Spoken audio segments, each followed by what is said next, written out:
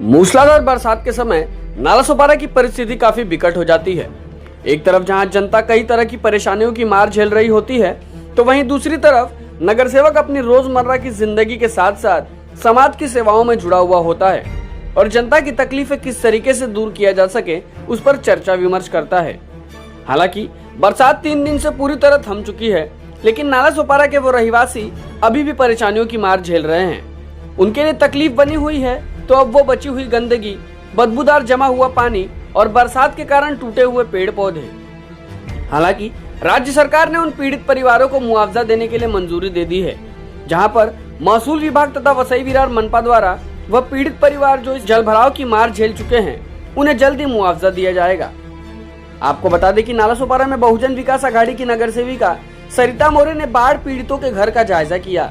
साथ ही साथ बिल्डिंग में जमा हुए पानी हो, टूटे हुए पेड़ पौधे हो या फिर वे ट्रांसफार्मर जो खराब और चुकता हालत में है, इस पर जल्द से जल्द एक्शन लिया गया और देर रात तक सभी मसलों को हल किया जा सका।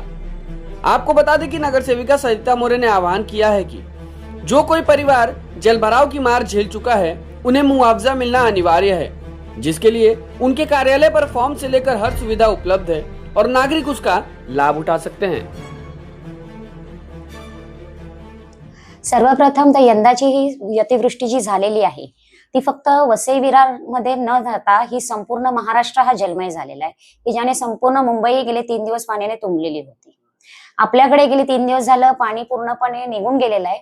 ज्या बिल्डिंग ह्या सखोल भागात आहे तिथे अंशतः पाणी आहे, पण तिथेही आम्ही महानगरपालिकेमार्फत पंप पोचवून तिथले पाणी काढलेले आहे। तसेच जिथे झाडं पडलेली आहेत, रस्ते, कचरा वगैरे या सर्व गोष्टी आम्ही गेल्या 4 दिवसामध्ये पूर्णपणे काम करून घेतलेले आहे।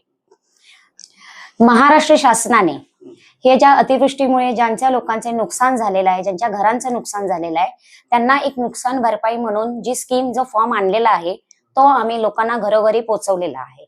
तसेच ते फॉर्म भरण्याची पद्धत, माहिती ही सर्वांकडे पोहोचवलेली आहे। तसेच ज्यांना फॉर्म भरता येत नसेल त्यांनी आमच्या ऑफिसला यावे, आमच्याशी संपर्क साधावा, आम्ही त्यांना 100% मदत करू। तुमच्या प्रभागामध्ये आता पण खूप बिल्डिंग आहेत ज्याच्यामध्ये म्हणजे पाणी वगैरे साचले आहे, त्यांना काय माहिती देईल, काय आवाहन कराल लोकांना?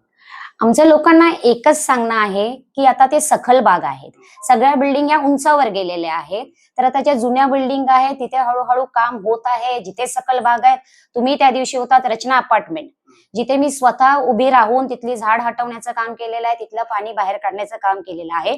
आम्हाला जसे कळवण्यात येईल तसं आम्ही नगरपालिकेमार्फत पोहोचू आणि सर्व काम करून घेऊ।